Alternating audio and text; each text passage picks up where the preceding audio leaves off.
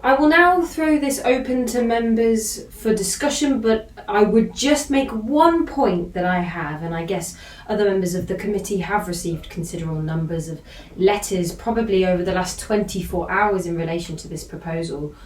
Normally what I do when I receive letters like that is to pass them to the case officer, but given that I only saw them last night, that was not possible. But I do acknowledge that there have been, in addition to the letters that the officers just mentioned, there have been a considerable number of other letters sent in. So that is just to note any. Can I throw it open to members for any comments? Councillor Murphy? Thank you, Chair. I am going to make some comments myself.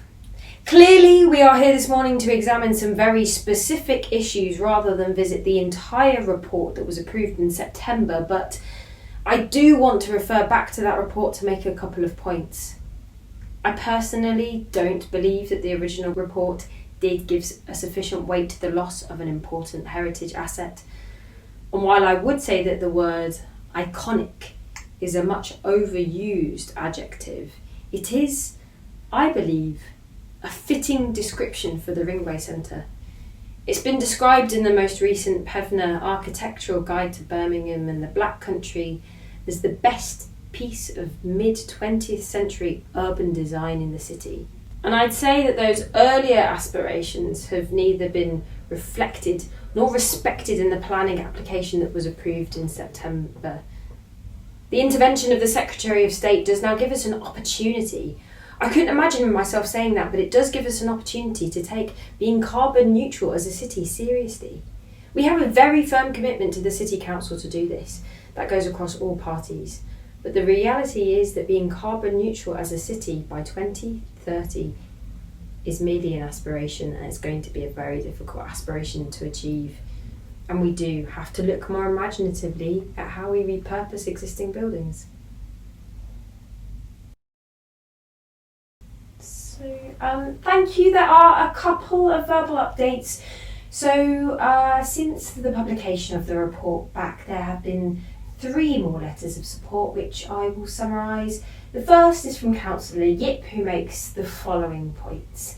Historic England did not object to the application. They were consulted and they did not object. They raised concerns, which they do with most tall buildings, but this did not form an objection. Historic England, in fact, issued a certificate of immunity from listing.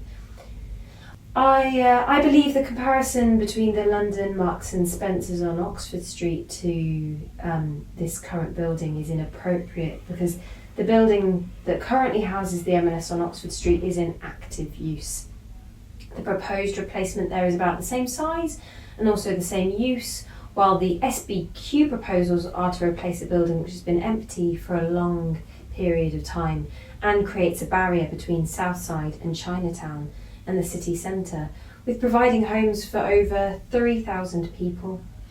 We would also like to wish to see the original decision that the committee has taken not to be overturned.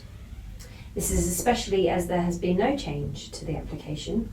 Officers have considered the points raised in the legal letter received and come to the same recommendation. The proposal will also meet the housing needs on brownfield land and fulfil the council's pledge to more homes in the city centre.